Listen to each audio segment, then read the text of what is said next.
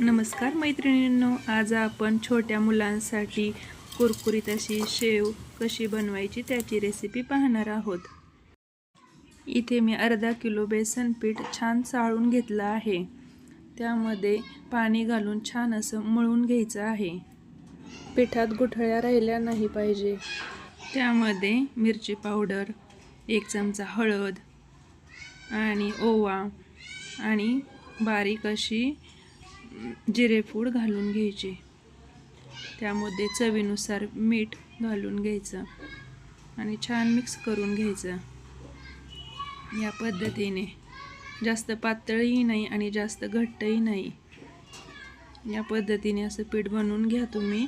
खूप छान आणि कुरकुरीत शेव आपली बनते।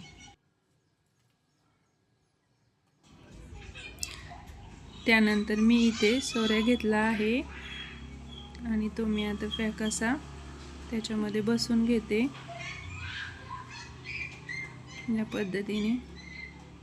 आणि कढईमध्ये तेल तापत ठेवले आहे। तेल गरम होईपर्यंत आपण या सोऱ्यामध्ये हे पीठ असं भरून घेऊ।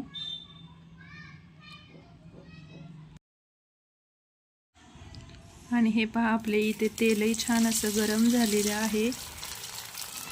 आणि त्यानंतर मग याच्यामध्ये अशी ही शेव तुम्ही गोल फिरून बनवून घ्या।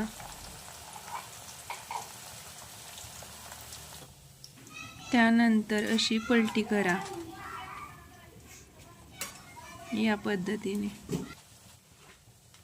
आणि हे पहा, इथे आपली ही तळून झालेली आहे शेव। बघा, हिचा कलर पण थोडासा ब्राऊन झालेला आहे। आणि या पद्धतीने तुम्ही ही काढून घ्या। आणि मस्त अशी ही आपली कुरकुरीत शेव तयार झालेली आहे। पाहू शकता तुम्ही किती छान दिसत आहे। आणि याच पद्धतीने मी ही दुसरी बॅच काढून घेतली आहे। तर बघा, ही आपली शेव बनवून इथे तयार झालेली आहे। कशी झाली आहे नक्की सांगा।